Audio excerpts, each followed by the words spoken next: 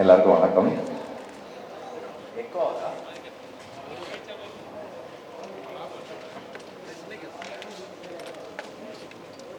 கேட்குமா பேசுறது?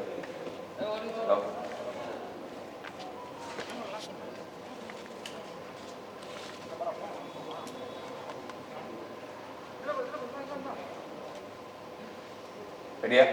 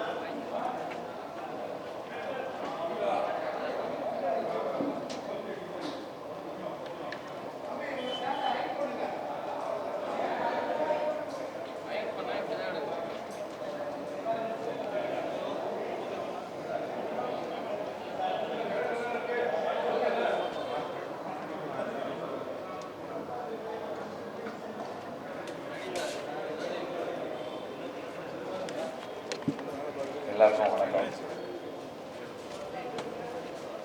கேக்குதா? எல்லாருக்கும் வணக்கம். எனக்கு ரொம்ப நாளாவே வந்து ஒரு ஒரு ஒரு விஷயம் மைண்டில் எனக்கு தோணிக்கிட்டே இருக்கும். நாங்கள் அசிஸ்டன்ட் டைரக்டராக ஒர்க் பண்ண டைம்ஸில் அந்த டைமில் வந்து சினிமா வந்து எப்படி இருந்ததுன்னா, ஒரு டைரக்டர் கிட்ட நம்ம வேலைக்கு போய் சேர்றோம். அவங்க வந்து நமக்கு பணம் கொடுத்து வேலை கற்றுக் கொடுக்குறாங்க. அந்த முறை சரியான முறை அல்லது அதில் எல்லாருமே சரியாக இருந்தாங்கன்னு சொல்ல வரல. ஆனால் அதுக்குள்ளே வந்து ஒரு டெமோக்ரஸி இருந்தது.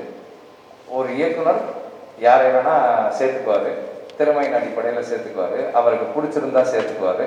அவர் வந்து அவங்களுக்கு ஒரு பயிற்சி கொடுப்பாரு. அவங்க ஒரு குறிப்பிட்ட காலம் வரைக்கும் அவரோட இருப்பாங்க. இருந்து அடுத்து அவங்க கதைகள் சொல்ல ஆரம்பிப்பாங்க. அப்போ அவர்களுக்கான கதையை அவங்க வாழ்க்கையிலிருந்து அவங்க சொல்றதுக்கான சுதந்திரம் இருந்தது அவங்களுக்கு. இப்போ அந்த ப்ராசஸ் ஒரு அதுக்குள்ள குறைகள் இருந்தாலும் கூட அந்த இயக்குனர் வந்து அவருக்கு யாரை வேணா சூஸ் பண்ணலாம். அவர் வேலைக்கு சேர்த்துக்கிற உதவி இயக்குனர் வந்து ஒரு எந்த சமூகத்தை சேர்ந்தவராகவும் இருக்கலாம், அவர் வந்து பணக்காரராக இருக்கலாம், ஏழையாக இருக்கலாம். இருந்தாலும் அந்த டைரக்டருக்கு அந்த சாய்ஸ் இருந்தது. அவர் சூஸ் பண்ணி அவரை ட்ரெயின் பண்ணி அதுக்கப்புறம் அவங்க போய் பண்ணுவாங்க. அதுக்கப்புறம் வந்து கொஞ்சம் அந்த இன்ஸ்டிடியூஷன்ஸ் வந்தது. ஃபில்ம் இன்ஸ்டியூட், அப்புறம் ஃபாதர் வந்து விஸ்காம் எடுத்துகிட்டு வந்தாங்க. இப்படி இந்த எஜுகேஷனல் இன்ஸ்டிடியூட்ஸ் மூலமாக வந்து சினிமாவை படிக்கிற ஒரு பண்பு வந்ததுக்கப்புறம் அது நல்ல விஷயம்தான். ஏன்னா ஒரு சயின்டிஃபிக் அப்ரோச் அதில் இருக்குது. சினிமாவை அறிவியலாக நம்ம கற்றுக்கிறதுக்கான ஒரு வாய்ப்பு அதில் இருக்குது. அதனால வந்து அது அதிகமாகுது.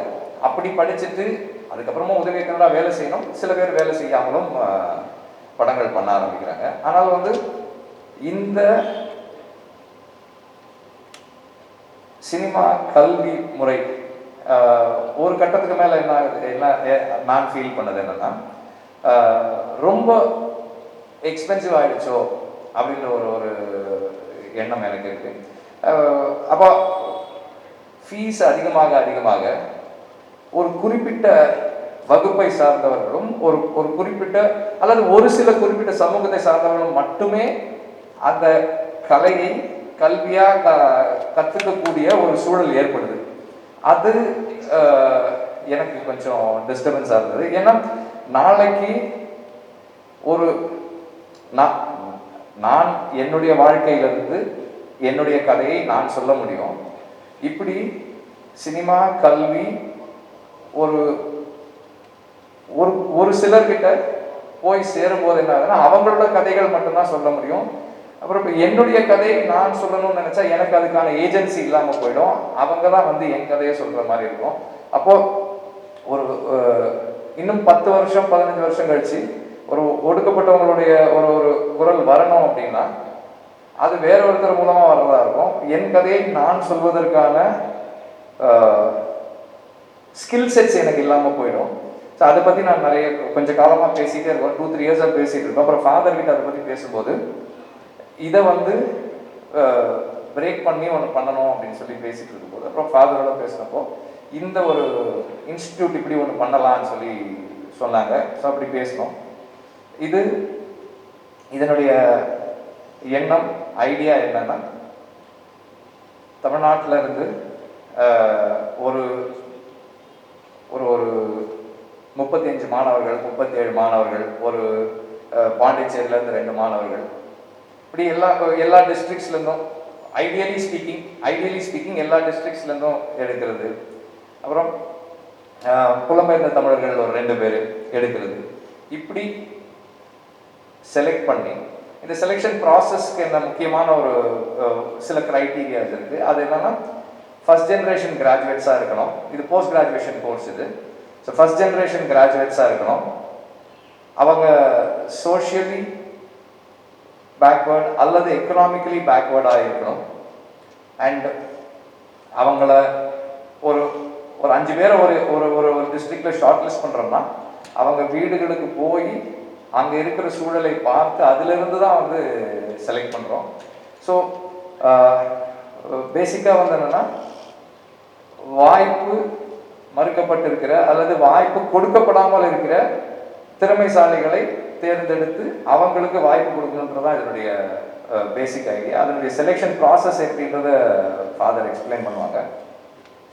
இது ஒரு செலக்ட் பண்ணதுக்கப்புறம் ஒரு 1 இயர் அவங்களுக்கு வந்து சினிமா மட்டும் இல்லை, வரலாறு, ஆங்கிலம், psychology, philosophy, political science, sociology, இதோடு சேர்ந்து சினிமா கலையையும் சினிமாவை எப்படி பார்க்கறது, ஃபில்ம் அப்ரிசியேஷனையும் சொல்லிக் கொடுக்குற ஒரு 1 இயர் கோர்ஸ் இது. இந்த 1 இயருக்கான அவங்களோட போர்ட் அண்ட் லாட்ஜ் இதையும் நம்மளே அவங்களுக்கு வசதி ஏற்படுத்தி கொடுத்து ஹாஸ்டலில் அவங்கள தங்க வச்சு 1 இயர் படிக்க வச்சு அவங்கள அனுப்புகிறோம். இது அத்தனையும் வந்து கிராண்டில், அதாவது ஒரு ஸ்காலர்ஷிப்பில் ஸ்டூடெண்ட்ஸுக்கு பண்ணுறோம். 100% ஸ்காலர்ஷிப்பில் பண்ணுற ஒரு ஒரு கோர்ஸ் இது. இது ஒரு இது வந்து இந்த இனிஷியேட்டிவுடைய தொடக்கம். இது இப்போ தான் வந்து அனௌன்ஸ் பண்ணுறோம். ஐடியலி இன்னும் ஒரு 6 மந்த்ஸில் இந்த கோர்ஸை ஸ்டார்ட் பண்ணிடுவோம். அதுக்கான வேலைகள்லாம் நடந்துகிட்டு இருக்கு. அதுக்கு முன்னாடி ஒரு அறிவிப்பு இருக்கணும் அப்படின்றதுக்காக தான் இன்னைக்கு பண்ணோம். இது வந்து பாலமகேந்திரா சாருடைய இன்ஸ்டியூட்டில் பாலமகேந்திரா சாருடைய இடத்துல பண்ணுறது எனக்கு ரொம்ப சந்தோஷம். ஏன்னா வந்து சார் வந்து சினிமாவை ஒரு பாடத்திட்டமாக வந்து பள்ளிகளில் சேர்க்கணுன்றதுல தொடங்கி இதை வந்து எல்லாருக்கும் சொல்லிக் கொடுக்கணும்னு அவர் ஆசைப்பட்டது வரைக்கும் நிறைய இருக்குது. அண்டு எனக்கு வந்து வெறும் சினிமா மட்டும் இல்லை, வாழ்க்கையும் கற்றுக் கொடுத்த ஒரு மென்டார். அது எனக்கு ரொம்ப முக்கியமான ஒரு ஒரு விஷயம். அண்டு இன்னைக்கு எங்கள் அப்பாவோட ஒரு பர்த்டே. அதுலேயும் இதை அனௌன்ஸ் பண்ணுறதும் எனக்கு இன்னும் நிறைவு கொடுக்குது.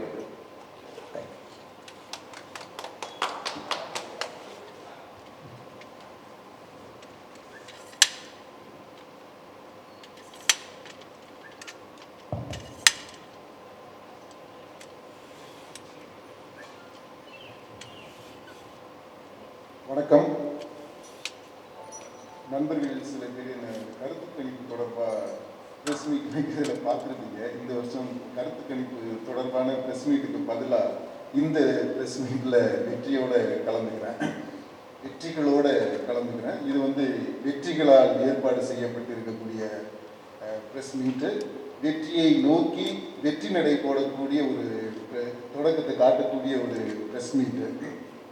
இதில் கலந்துக்கிறதுல நான் ரொம்ப சந்தோஷப்படுறேன். டிரெக்டர் வெற்றிமாறன் பேசும்போது அழகாக சொன்னாங்க, இன்றைய சூழ்நிலையில் திரை கல்வி, ஊடக கல்வி, நமக்கு தெரியும் இங்கே இருக்கக்கூடிய பல பேர் ஊடக கல்வி படிச்சுட்டு தான் வந்திருப்பீங்கன்னு நினைக்கிறேன். ஏன்னா அப்படித்தானமா வந்திருப்பீங்க. கேமரா பின்னாடி இருக்கிறவங்க இந்த யங்ஸ்டர்ஸ் எல்லாருமே மீடியா ரிலேட்டடாக ஒரு ஸ்டடீஸ், ஏதாவது ஒரு ஸ்டடீஸ் பண்ணிட்டு தான் வந்திருப்பீங்க.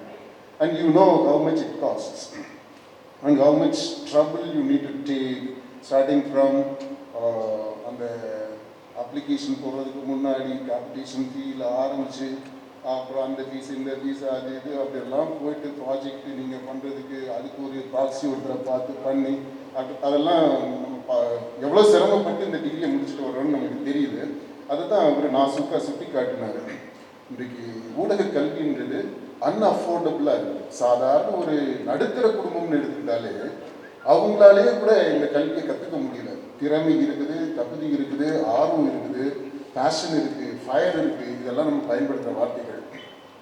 இவ்வளவு இருந்தும் இந்த பொருளாதார காரணம் ஒன்றினால அவங்களால அந்த திறமையை வெளிக்கொண்டு வர முடியாமலே அவங்க வாழ்க்கை முடிஞ்சிருக்கு. அப்படி நிறைய பேரை நம்ம பார்க்கிறோம். இப்படிப்பட்ட ஒரு சூழ்நிலையில தான் வெற்றிமாறன்கிட்ட இந்த ஐடியாவே வந்தது. அதனால தான் நான் இந்த மீடியா டீச்சிங்கே விட்டுறணும் அப்படின்னு நினச்சிக்கிட்டு இருந்தாரு. ஆக்சுவலாக அதை விட்டுட்டு நான் கிளம்பிட்டேன். நான் நோஸ்ன்ற இடத்துல இருக்கிறேன். ஒரு இயற்கை வாழ்வியல் மையம் ஒன்று ஆரம்பித்து அதில் தான் இருக்கேன். அப்போ தான் வெற்றி பெர்சுவேட் பண்ணார். இது வித்தியாசமான ஒரு நிறுவனமாக இருக்கும், அமைப்பாக இருக்கும், ஒரு கல்வி பயிலகமாக இருக்கும். இந்த பயிலகம் வழக்கமாக திறமை உள்ளவர்கள் சென்னை மாதிரியான பெருநகரங்களில் இருக்கக்கூடிய பெரிய கல்வி நிறுவனங்களில் போய் பெரும் பணம் செலவு பண்ணி படிக்கக்கூடிய ஒரு படிப்பாக இருக்கு. அந்த டைனாமிக்ஸ் அப்படியே நம்ம ரிவர்ஸ் பண்றோம். இப்போ எப்படின்னா நம்முடைய பயிலகம் எங்கு திறமைசாலிகள் இருக்கிறார்களோ அவர்கள் இருக்கக்கூடிய இடத்தை நோக்கி செல்லும். அந்த ப்ராசஸ் அப்படியே உள்டாவா ரிவர்ஸ் ஆகும். இந்த பயிலகம் எங்கு திறமை உள்ளவர்கள், தகுதி வாய்ந்தவர்கள், ஆர்வம் மிக்கவர்கள் இந்த துறையில ஏதாவது சாதிக்கணும், இந்த சமுதாயத்திற்கு பயனுள்ள ஒரு விஷயத்தை, பயனுள்ள ஒரு என்டர்டெயின்மெண்ட்டை, ஹெல்த்தியான ஹோலிஸ்டிக் என்டர்டெயின்மெண்ட்டை கொடுக்கணும் அப்படின்ற கனவோட இருக்கிறாங்க பார்த்தீங்களா?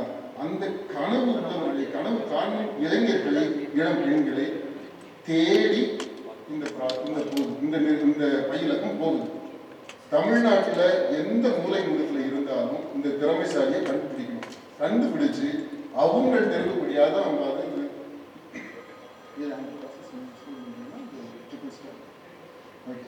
அது முதல்ல திறமை உள்ளவர்களை கண்டடைவது, கண்டுபிடிக்கிறது, கண்டுபிடிச்சு அவங்களுடைய வாழ்க்கையில ஒரு விடிவை ஏற்படுத்துது தான். இது ஒரு மார்னிங் ஸ்டார் இருக்கு பாத்தீங்களா, விடி வெள்ளி, அந்த மாதிரி ஒரு விடி வெள்ளிய போல இந்த நிறுவனம், இந்த பயிலகம் இருக்கும். அடுத்து இந்த மாதிரி நம்ம தேடி கண்டுபிடிக்கிறோம் பாருங்க, அந்த திறமைசாலிகளை கொண்டு அவங்களுக்கு ஒரு கைடிங் ஸ்டார் மாதிரி, அவங்களுக்கு வழிகாட்டியாக இருந்து அவங்கள்ட்ட இருக்கக்கூடிய திறமைய அவங்க கண்டுபிடிச்சு அதை வளப்படுத்தி செழுமைப்படுத்தி ஒரு படைப்பாளியாக உருவாக்குறது. இந்த படைப்பாளி வித்தியாசமான படைப்பாளியா இருப்பாங்க. அதுதான் நம்முடைய இந்த பயிலகத்தினுடைய ஒரு சிறப்பு அம்சம் அப்படின்னு அவங்க வெற்றி என்று எக்ஸ்பிளைன் பண்ணாங்க. எப்படின்னா இதுல வெறுமனே சினிமா இன்ஸ்டிடியூட்டா அப்படின்னா என்ன பண்ணுவோம், கேமரா ஃபர்ஸ்ட் எய்டு, ஒரு ஷார்ட் ஃபிலிம் பண்ணு, அப்புறம் நம்ம பசங்களுக்கு எல்லாமே இந்த பேய்க்கிறதுலாம் ஈஸியாக இருக்கும் கற்பனை பண்ணுறதுக்கு. அதனால அந்த பேயை வச்சு அல்லது ஒரு லவ்வை வச்சு ஒரு ப்ராஜெக்ட் மாதிரி ஒன்று பண்ணுறது, ஒரு ஷார்ட் ஃபிலிம் பண்ணிட்டா படிக்க முடிஞ்சிச்சு. அப்படி இருக்கு.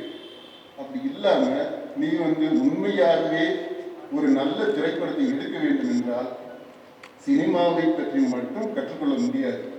அப்படி கற்றுக்கிட்டா முதல்ல சினிமா பற்றி தனியாக கற்றுக்கவும் முடியாது. அப்படி கற்றுக்கிற படிப்பு முழுமையான படிப்பாகவும் இருக்காது.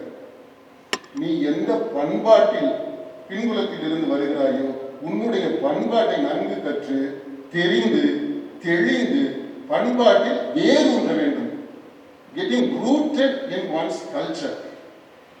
அடுத்து இந்த பண்பாட்டோடு தொடர்புடைய இலக்கியம், பாரம்பரியம், அதை பற்றி ஒரு பரிச்சயம் இருக்கணும், ஒரு தெளிவு இருக்கணும். இப்ப நம்ம தமிழ் பண்பாடு அப்படின்னு சொன்னோம்னா சங்க இலக்கியங்களை பத்தி சொல்றோம். சங்க இலக்கியம்னா என்னன்னே தெரியாம 10 பாட்டு 8 தொகை அது என்னன்னே தெரியாம ஒரு சிறந்த பிலிம் மேக்கரா தமிழ்நாட்டில் இருக்க முடியாது. அதனால சங்க இலக்கியங்களை பற்றி நம்ம தெரிஞ்சுக்கணும், பண்பாட்டில் வேறு ஒன்று.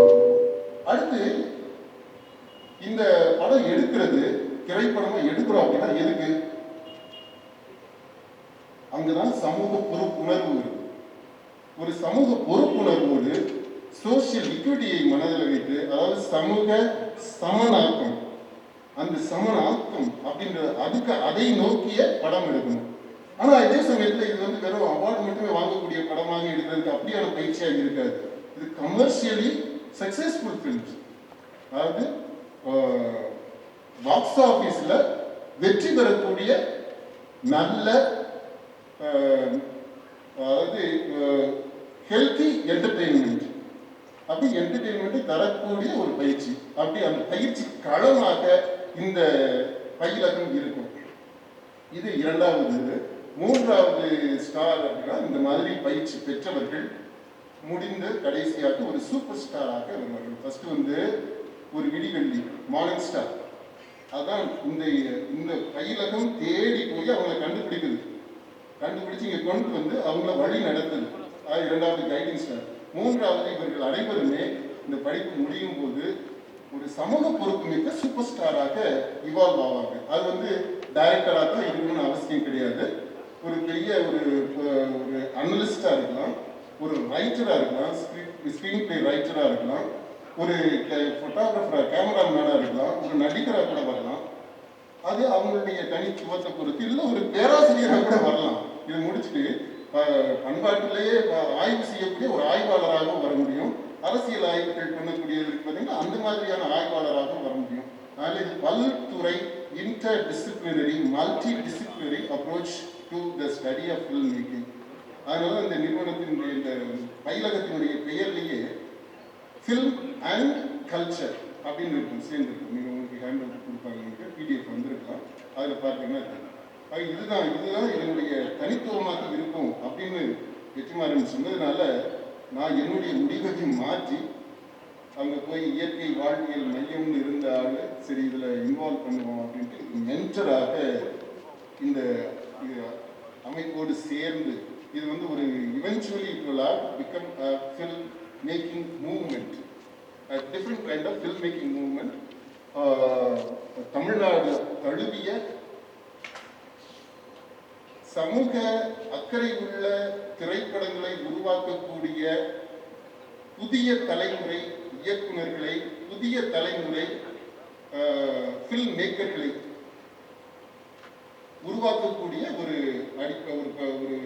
பயிலகமாக, பட்டறையாக இந்த இப்போ நம்ம இன்றைக்கு தொடங்கக்கூடிய இந்த இது இருக்கும். அதனுடைய தொடக்கமாக இந்த ஒரு வருட diploma in film making, post graduate diploma in film மேக்கிங்கை நம்ம இது தொடர்பாக வேறு கேள்விகள் அதெல்லாம் கேட்டீங்கன்னா வெற்றி இருக்காங்க, அவங்க சொல்றதுக்கு வாய்ப்பு. நான் வெற்றி துரைசாமி வந்து எனக்கு ஒரு 12-13 இயர்ஸாக எனக்கு பழக்கம். நான் நிறைய பேர்ட்ஸ் எல்லாம் வச்சுருக்கேன், அவர் நிறைய வச்சுருக்காரு. ஆடுகளம் வந்து எனக்கு ஒரு ஆடுகளம் படம் பார்த்தாரு, அந்த நேரத்தில் ஒரு கிளி கிஃப்ட் கொடுத்தாரு. அப்படி தான் எனக்கு அவரோட பழக்கம். அதுக்கப்புறம் தொடர்ந்து பேசிகிட்டு இருக்கோம். இப்போ இந்த ஐடியா இருக்குதுன்னு நான் சொன்னப்போ, இப்படி இருக்குதுன்னு சொன்னப்போ இம்மீடியட்டாக அவர் என்ன சொன்னார்னா, இந்த இன்ஸ்டிடியூட் பண்ணுறதா இருந்தால் அந்த இன்ஸ்டிடியூட்டுக்கான இடம், மாணவர்களை தங்க வைக்கிறதுக்கான ஹாஸ்டல் அக்காமடேஷன் ரெண்டுமே நான் பார்த்துக்கிறேன், I will take care of இட்னு சொல்லி இமீடியட்டாக உள்ளே வந்தார். அவருக்கு இந்த இடத்துல அதுக்காக நான் தேங்க் பண்ணுறேன். ஸோ அவர் அனைவருக்கும் வணக்கம். ஒரு வெற்றிமாறன் சார் வந்து எனக்கு ஒரு நண்பர் மட்டுமில்லை, என்னோட மானசீக குருநாதரும் அவர் தான். நான் அவரை வெளியே அட்ரஸ் பண்ணும்போது நண்பர்களுக்கெல்லாம் குருநாதன் தான் சொல்லுவேன், அது அவருக்கே தெரியாது. அவர் இந்த விஷயத்த சொல்லும்போது சினிமான்றது பல பேருக்கு கனவாகவே இருக்குது. அந்த கனவு இருக்கிற திறமைசாலிகளை ஐடென்டிஃபை பண்ணி அவங்க அந்த கனவை அச்சீவ் பண்ணுறதுக்கான முயற்சி தான் இது. இதில் ஃபாதர் வந்து மிகப்பெரிய ஆளுமை. இந்த விஷுவல் கம்யூனிகேஷன், இந்த சினிமா சம்பந்தமான கல்வியில் ஃபாதர் மிகப்பெரிய ஆளுமை. அவரோட ஒரு மிகச்சிறந்த இயக்குனரோட ஒன்றிணைந்து இதில் நான் ஆற்ற பங்கு சிறிய விஷயம்தான். எங்களோட சேர்ந்து இதை ஒரு சக்ஸஸ்ஃபுல் வெஞ்சராக இதை நாங்கள் எடுத்துகிட்டு வரணும்னு நினைக்கிறோம். உங்களோட ஒத்துழைப்பும் ஆதரவும் கண்டிப்பாக எங்களுக்கு தேவை. நன்றி.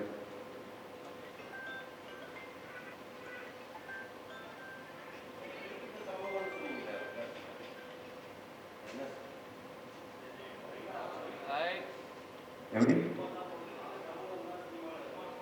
இல்லை அப்படி சொல்லலை, நான் ரெப்ரசன்டேஷன் வந்து கம்மியாகுது அப்படின்றேன். இப்போ இன்னைக்கு இருக்கிற சூழ்நிலையில் இப்போ ஃபில்ம் எஜுகேஷன் வந்து ரொம்ப எக்ஸ்பென்சிவ் ஆக ஆக நாளடைவில் ரெப்ரசன்டேஷன் எல்லாருக்குமான பொதுவான ரெப்ரசன்டேஷன் குறையும் அப்படின்னு தான் நான் சொன்னேன்.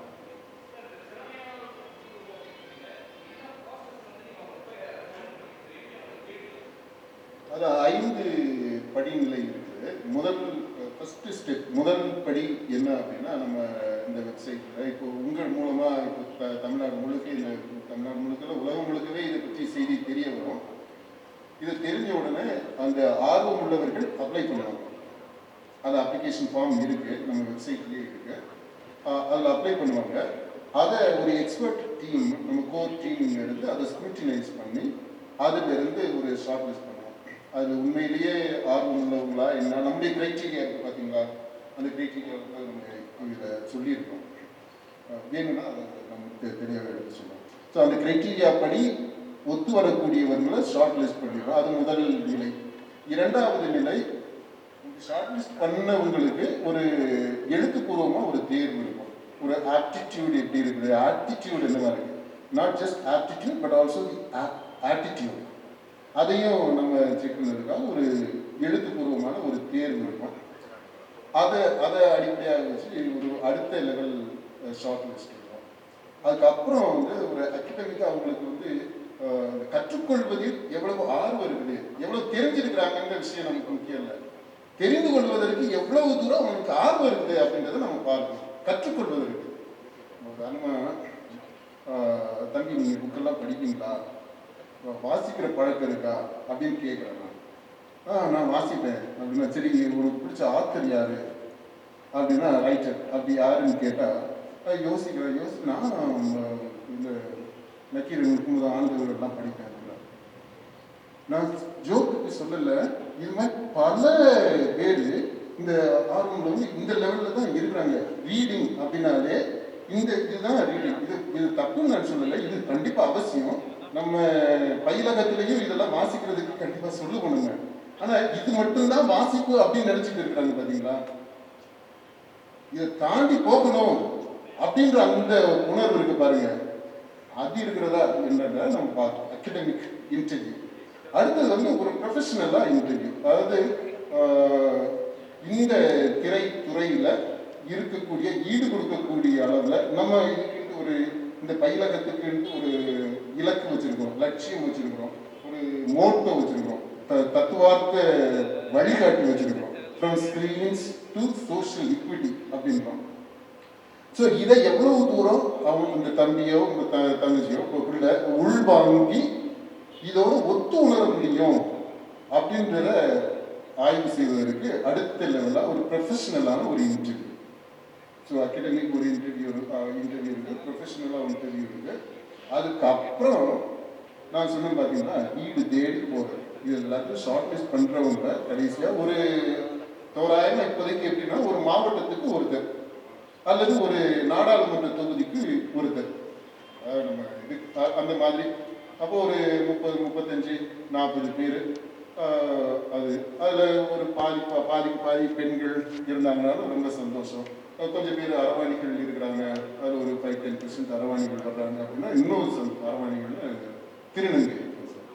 திருநங்கை அவங்க அது சந்தோஷம். அது நம்ம எப்படின்றது போக தான் தெரியுது. அதெல்லாம் நம்ம கரெக்டாக இத்தனை பேர் வந்துதான் ஆகணும், இத்தனை பேர் அதுக்கு மேலே வந்து இடத்த காலியாக வச்சுருப்போம் அப்படிலாம் இல்லை.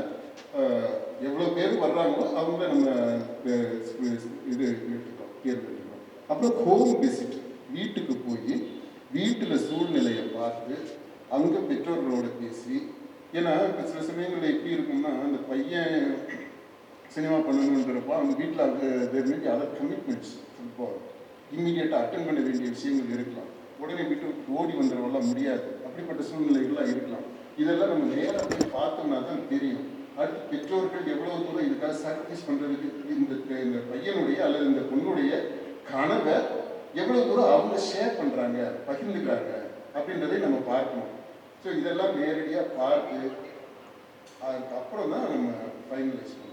இந்த மாதிரி ஒரு படி இல்லை, அதனால தான் இந்த ப்ராசஸுக்கே கொஞ்சம் டைம் எடுக்கும் அப்படின்னு டைரக்டர் சொல்லுவாங்க. ஆமாம் சொல்லுங்கள்.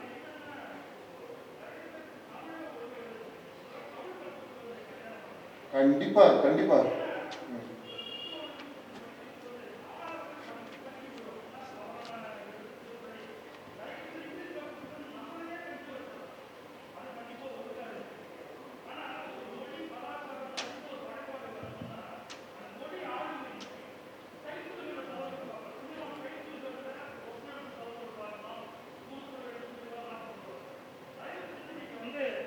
நல்ல சிறப்பான திட்டம். முதல்ல தமிழை கற்றுக் கொடுத்து அப்புறம் ஆரம்பிச்சுன்னா ரொம்ப நல்லா இருக்கும்னு நினைக்கிறேன். ரொம்ப அழகாக சொன்னீங்க. இது இது இது எங்களுடைய ப்ராக்டிக்கல் ஸ்ட்ராட்டஜி இருக்குது இல்லையா, இந்த நம்ம பெடகஜியில் இந்த கல்வி முறை, நம்ம கல்வி முறை எப்படி இருக்கும் அப்படின்றதுல இது கண்டிப்பாக நீங்கள் சொன்னது அப்படியே ஆல்மோஸ்ட் நாங்கள் பேசுனதை நீங்கள் சொன்னது மாதிரியே இருக்கு. ஏதோ ஒன்று கேட்டுட்டீங்களோ உங்களுக்கு நாங்கள் பேசுகிற விஷயம் உங்களுக்கு வந்துருச்சு. கரெக்ட்.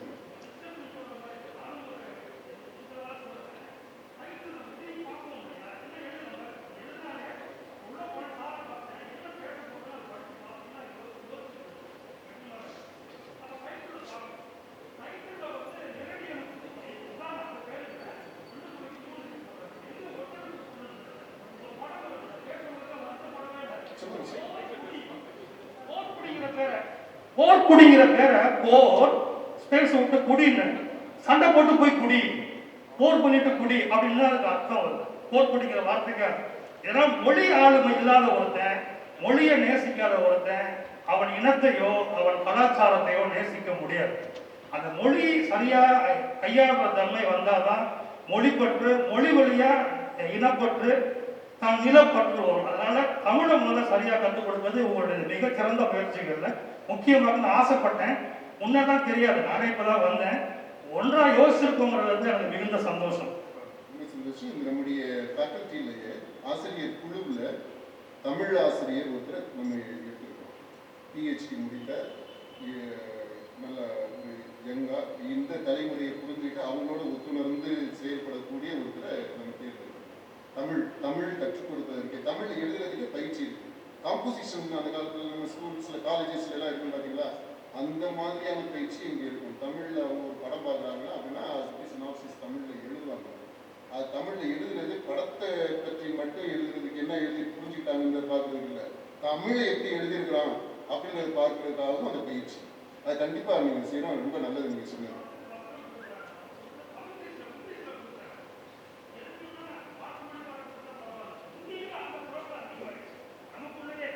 அது ரொம்ப வேதனையானதாகவும் ரொம்ப வருத்தத்துக்குரிய விஷயம். நம்ம தானே பேசுறோம், நமக்குள்ள தானே பேசிக்கிறோம்.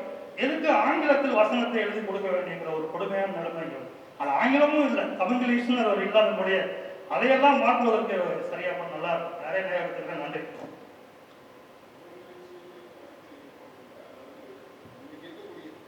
இருக்கக்கூடிய சூழ்நிலையில தமிழ்ல பேசினாலே சிரிக்கிறது மாதிரி, என்ன புரியாம பேசுறான் அப்படின்ற அளவுல தான் இருக்கு. ஏன்னா அது நம்முடைய கல்வி திட்டம், பெற்றோர்கள், மாணவர்கள் எல்லாமே ஒரு தலைமுறையை கெட்டு போய் தான் இருக்குது. தமிழா இல்லை, ஆங்கிலம் கலந்துதான் இருக்கு. அதை நம்ம தவிர்க்க முடியும். இந்த ரியாலிட்டியை நம்ம கணக்கில் எடுத்துக்கணும். இப்போ நம்ம பேசுறதுலேயே பாருங்க, நான் தமிழில் எனக்கு ஆர்வம் இருக்குது, தமிழில் எழுதுறேன், இருந்தாலும் பேசும்போது அத்தனை ஆங்கில வார்த்தைகள் வந்துடுது. அது தவிர்க்க முடியாத ஒரு சூழலாக இருக்கு. ஆனால் அது கான்சியஸாக எவ்வளவு ஆங்கிலத்தை தவிர்த்துட்டு எவ்வளவு நல்ல தமிழ்ல எளிமையான தமிழ்ல நம்ம சொல்ல முடியுமோ அதற்கான பயிற்சி கண்டிப்பா இங்க இருக்குங்க சார். அது மட்டும் இல்ல, ஆங்கிலம் எழுதுவதற்குமே இங்க பயிற்சி இருக்கு. எளிய சரியான ஆங்கிலம், அதுக்கு ஒரு ஆங்கில பேராசிரியரையும் நம்ம இதுல சேர்த்துக்கணும் சார். இந்த கேள்வி சார், அந்த பொருளாதாரத்துல பின்தங்கின அனைத்து தமிழக சமுதாயம் மக்களுக்குமான தேர்வாக இருக்குமா சார் உங்களோட இந்த லிஸ்ட்டு? எல்லா ஜாதியினருக்கும்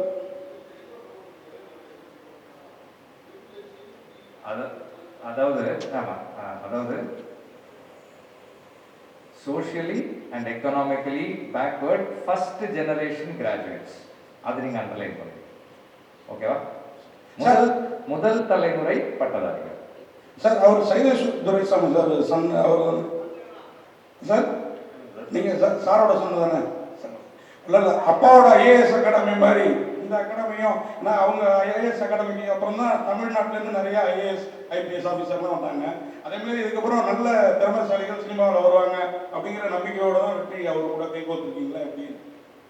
இது ஒரு நல்ல விஷயம். இது கண்டிப்பாக ஒரு இன்னைக்கு தேவையான விஷயமும் கூட. அது இயக்குனரும் ஃபாதரும் சொல்லும்போது இதை சேர்ந்து பண்ணன்றது முதல்ல ஆசைப்படுது. இதுக்கும் அந்த ஐஏஎஸ் இன்ஸ்டியூட்டுக்கும் எதுவும் சம்மந்தம் இல்லை. அந்த மாதிரி கண்டிப்பாக இது ஒரு வெற்றிகரமான பெரிய விஷயத்தை தான் வரும். நன்றி.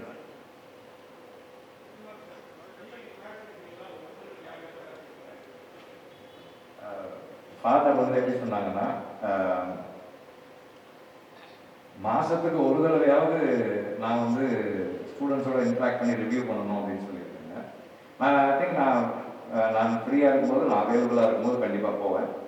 பட் நான் உங்கள் டீச்சிங் ஃபேக்கல்ட்டி கிடையாது. ஏன்னா எனக்கு சொல்லி கொடுக்கறதுக்கான அதாவது சினிமாவை ஒரு கலையாக சொல்லி கொடுக்கறதுக்கான எக்ஸ்பர்டீஸ் எனக்கு கிடையாது. ஆனால் போய் என்னுடைய அனுபவங்களை நான் அந்த மாணவர்களோட ஷேர் பண்ணிக்கலாம். ஐ திங்க் அது அவங்களுக்கு என்கரேஜிங்காக இருக்கும்னு நினைக்கிறேன். அந்த அளவு எனக்கு இப்போ சொல்லி கொடுக்கறதுன்றது அது வேற ஒரு ஆற்றல், அது எனக்கு இல்லை. பட் நான் போய் அந்த அனுபவங்களை சொல்லி ஷேர் பண்ணிக்கலாம். சமூகம் இதெல்லாம் அப்புறம் இப்போ அனுராக் கஷ்யப் இன்னும் 2-3 பேர்லாம் இந்த கோர் கமிட்டியில் இருக்காங்க. அவங்களும் ஃப்ரீயாக இருக்கும்போது இன்ட்ராக்ட் பண்ணுவாங்க. இங்கே இப்போ தமிழில் ஒர்க் பண்ணுற நண்பர்கள் எல்லாருமே நம்ம கூப்பிட்டா ஒர்க் பண்ணுவோம். சமூகம் இதெல்லாம் பேசணும்னால கேட்கும். நான் தென் மாவட்டம் திருநெல்வேலியிலேருந்து வந்தவங்க. இந்த தென் மாவட்டம் திருநெல்வேலியிலேருந்து வந்தேன். இந்த ஜாதி கலவரம், அதனுடைய வேதனைகள், இது அடி என்னென்ன பட்டாங்க நேரில் பார்த்தோம். சமீப கால படங்களில் இந்த ஜாதி அதிகமாக இருக்கு. ஒரு அசுரன் படம் வந்தால் பின்னால் திரௌபதினு வருது, கர்ணன் வந்தால் உத்தரதாண்டவன் வருது. கொஞ்ச காலமாக தமிழ்நாடு ஒரு அமைதி பூங்காவாக இருக்கு. இந்த மாதிரி சினிமா ஜாதி வெளியே இது பண்ணி தூண்டி பெரிய எதுவும் ஆகுமா அப்படின்னு ஒரு பயம் இருக்கு. சினிமா அந்த போக்கு சரியா? இதை பற்றி நீங்கள் என்ன நினைக்கிறீங்க? அவங்களுக்கான கதையை அவங்க சொல்றதுக்கான உரிமை இருக்கு இல்லையா? அந்த கதைகள் சொல்லணும்னு தான் நினைக்கிறேன். எல்லா விதமான கதைகளும் வரணும். அது அதனுடைய சினிமா சமூகத்தில் என்ன இருக்கோ அதுதான் பேசுது. அதை பேசாமல் இருப்பதால சமூகத்தில் அது இல்லைன்றது கிடையாது. ஸோ அது ஒரு விவாதத்தை ஏற்படுத்துது இல்லையா? அது I think it's a good thing only. விவாதம் பெரிய அளவில் சென்னையில் இருக்கிறவங்களுக்கு தெரியாது. பாதிக்கப்படுவது தென் மாவட்டங்களே வட மாவட்டங்களே அடிப்படையில் தான் பாதிக்கப்படுவாங்க. ரெண்டு தரப்பு ஈஸியாக பற்ற வச்சிங்கன்னா வெடிச்சு பெருசாகிடும். அந்த பொறுப்புணர்வு இன்னும் சினிமாக்காரங்களுக்கு உண்டாக கண்டிப்பாக பொறுப்புணர்வோடு செயல்படணுன்றது தான் இது நான் சொல்கிறேன். பொறுப்பு இல்லாமல் நீங்கள் அதை இது போல கலைகளை கையாளவே முடியாதுன்னு தான் நினைக்கிறேன். ஒரு குறைந்தபட்ச பொறுப்பு இருந்தால் மட்டும்தான் அதை செய்யவே முடியும்.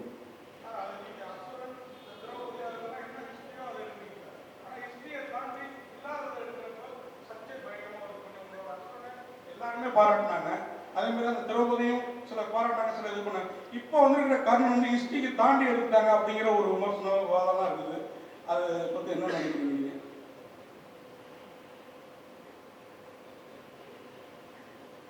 இதை நம்ம ஒரு திரைப்பட விமர்சன அமர்வா இதை மாற்ற நினைக்கிறேன்.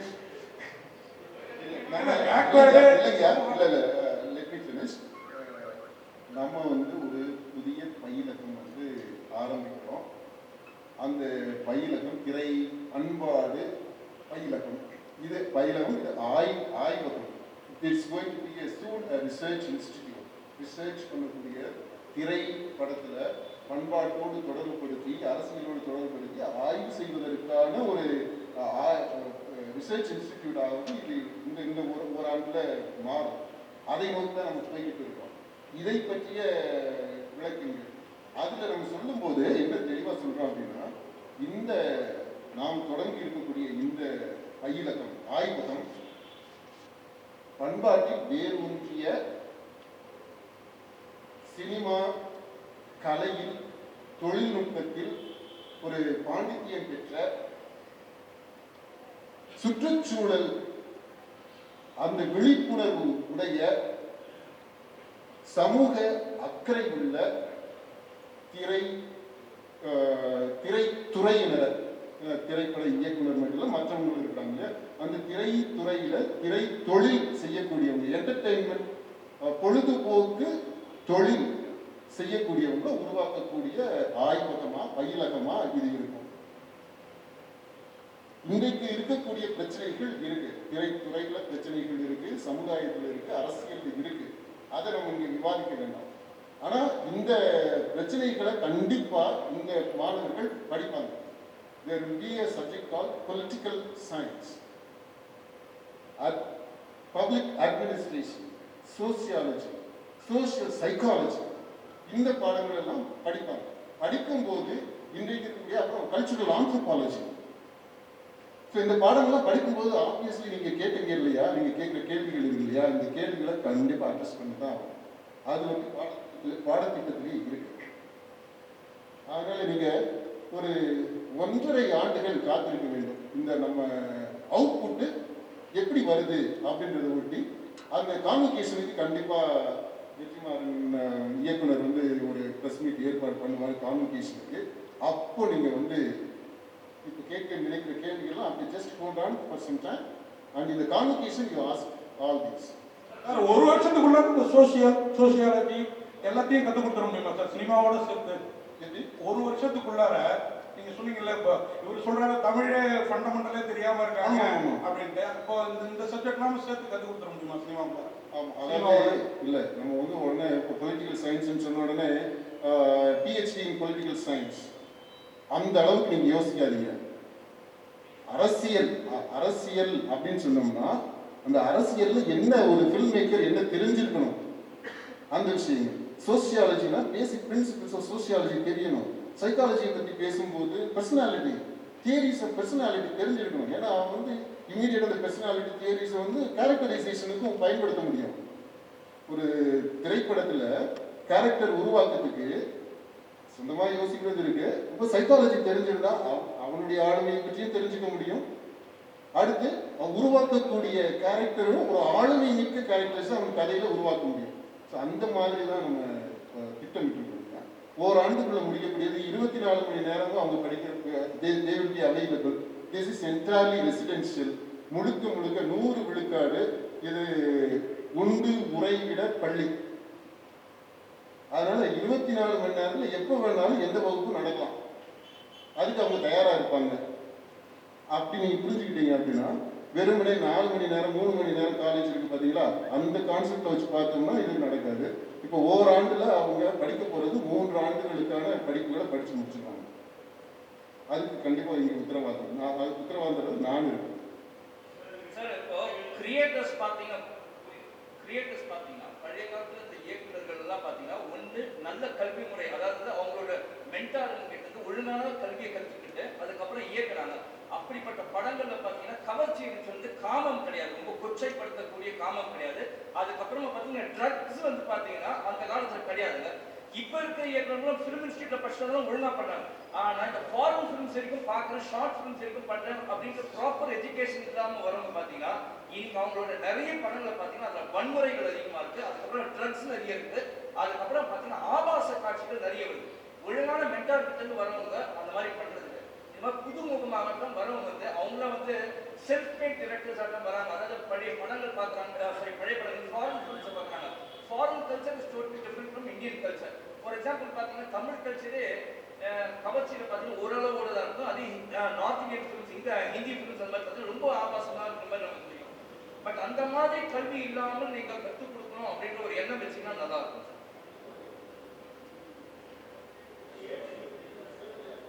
அந்த இதில் கொடுத்துருக்கு 21 to 25, 21 25 வயசு வரைக்கும் கிராஜுவேட்ஸ். எக்ஸெப்ஷன்ஸ் அது சில எக்ஸெப்ஷன்ஸ் வந்து கிராஜுவேட்ஸ் இல்லைனாலும் சேர்த்துக்குவோம். பட் ஒரு நார்ம் வந்து டிகிரி படிச்சிருக்கோன்றது தான்.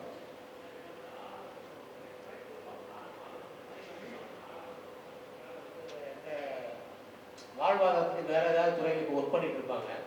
அதை விட்டுட்டு இந்த தொழிலுக்கு வரணும்னு சொல்லி இந்த இன்ஸ்டியூட்டில் சேர்றாங்கன்னு வச்சுக்கோங்க, அந்த ஒரு ஆண்டு காலத்துக்கு வந்து அவங்க எப்படி சமாளிப்பாங்க ஃபேமிலியை? அதுக்கு அந்த இதை ஒதுக்கீடு கட்டுறதுக்கு திட்டம் அவங்க தங்குறதுக்கு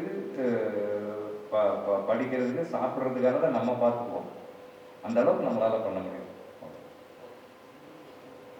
நீங்க கேட்டது அதுக்கு நான் சொன்னேன், நான் இந்த ஹோம் விசிட் பார்த்தீங்களா, வீட்டை போய் நேரடியாக பார்க்கும்போது அதை நான் எக்ஸ்பிளைன் பண்ணேன். இந்த வர விரும்புகிறவர் ஆணோ பெண்ணோ அவங்களுடைய கனவு இருக்குது. இந்த கனவை பேரண்ட்ஸு பெற்றோர்கள் எவ்வளோ தூரம் ஷேர் பண்ணுறாங்க, எவ்வளோ தூரம் சப்போர்ட் பண்ண முடியும், எவ்வளோ தூரம் இவருக்கு இந்த ஃபேமிலியில் கமிட்மெண்ட் இருக்குது, இது எல்லாத்தையும் நம்ம நேராக பேசுகிறோம். குடும்பமாக உட்கார்ந்து பேசி, சப்போஸ் இந்த பையன் வந்து எக்ஸப்ஷனலாக இருக்கிறான், கண்டிப்பாக படித்த ஒரு ஆண்டு படிப்பு வந்து அவனுக்கு வாழ்க்கையில் பெரிய அளவில் கை கொடுக்கும் அப்படின்னா அது பெற்றோர்கள்ட்ட நாம் பேசுவோம். தம்பியினுடைய சார்பாக அது தங்கையினுடைய அந்த பிள்ளையோட சார்பாக நம்ம வீட்டில் பேசி அவங்கள அதுக்கு போராட்டத்துக்கு என்ன ஏற்பாடுகள் பண்ண முடியும் அப்படின்னு அந்த பயம் இருந்துச்சு. அது எல்லாத்தையும் பார்த்து நம்ம டிசைட் பண்ணோம். ஆனால் அதுக்கு இதை காம்பன்சேட் பண்ணுறது மாதிரி நீங்கள் பண உதவி ஸ்டைப்பண்ட் கொடுக்குறது அந்த மாதிரி அந்த அளவுக்குலாம் நம்ம போக முடியாது. நானா பயிலரங்கு இங்கே சென்னையில் தான் கண்டிப்பாக இருக்குது. இடம் எல்லாமே ரெடி ஆகிடுச்சு. இப்போ அது அடுத்து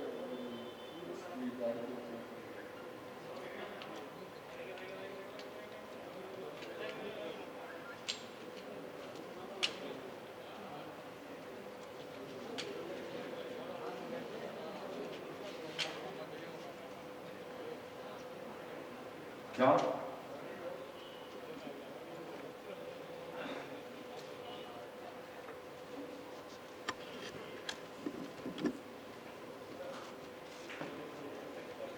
இது எங்க டீம்.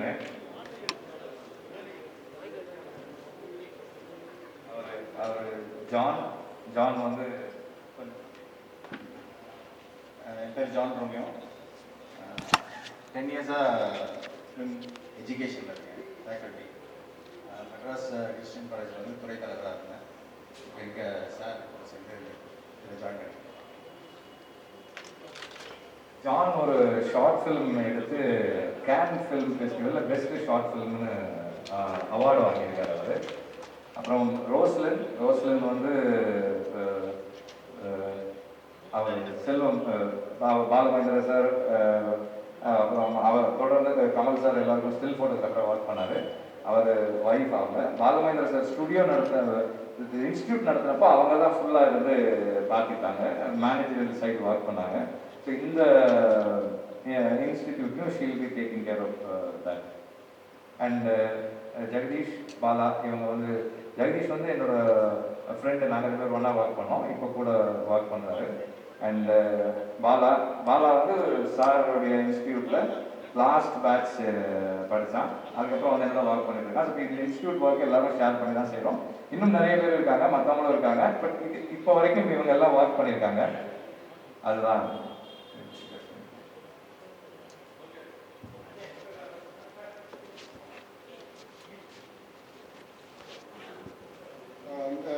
நண்பர் மீடியா ஃப்ரெண்ட்ஸ், ஒரு ரிக்வெஸ்ட்டு. நம்ம ஆங்கிலத்தில் அந்த ஹேண்ட் இருக்கு, தமிழில் நம்ம போடும்போது திரை ஹைஃபன் பண்பாடு ஆய்வகம், திரை பண்பாடு ஆய்வகம் அப்படின்னு அந்த மாதிரி. நன்றி.